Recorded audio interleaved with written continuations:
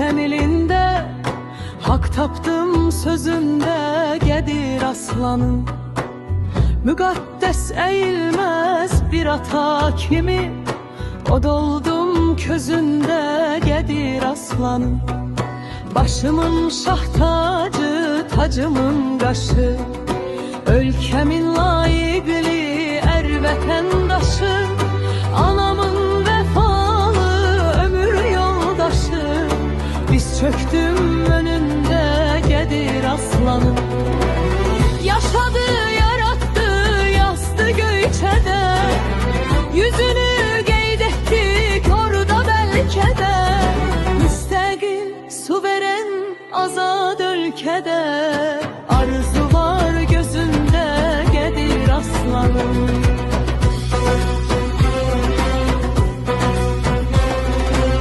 Müqəddəs bir ocaq közdü şəhidlər, ehtiram, etiqad sözdü şəhidlər. Əbədi dünyadır yazdı şəhidlər, oxudum üzündə, Qədir aslanım.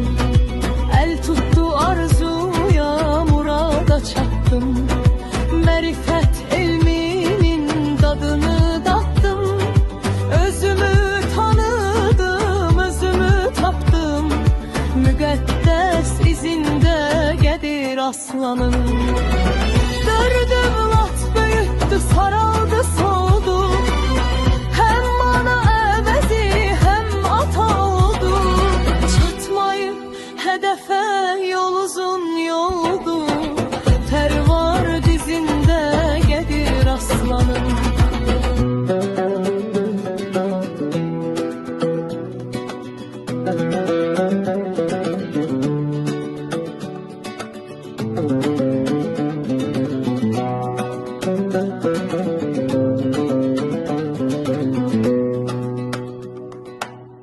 Əməkdar jurnalist, qızıl qələmi, yuxusuz anların sevgisi təmi.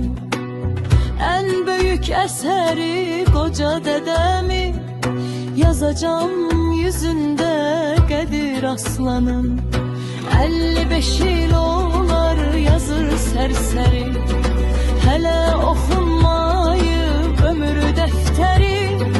Cəm olur ətrafı, dolur çəmbəri, hər doğum günündə, Qədir aslanım. Namiq ata oldum, qandın atanə, ata bir dayağıdır çətin gününə. Müqəddəs yubileyin şərəf şəninə,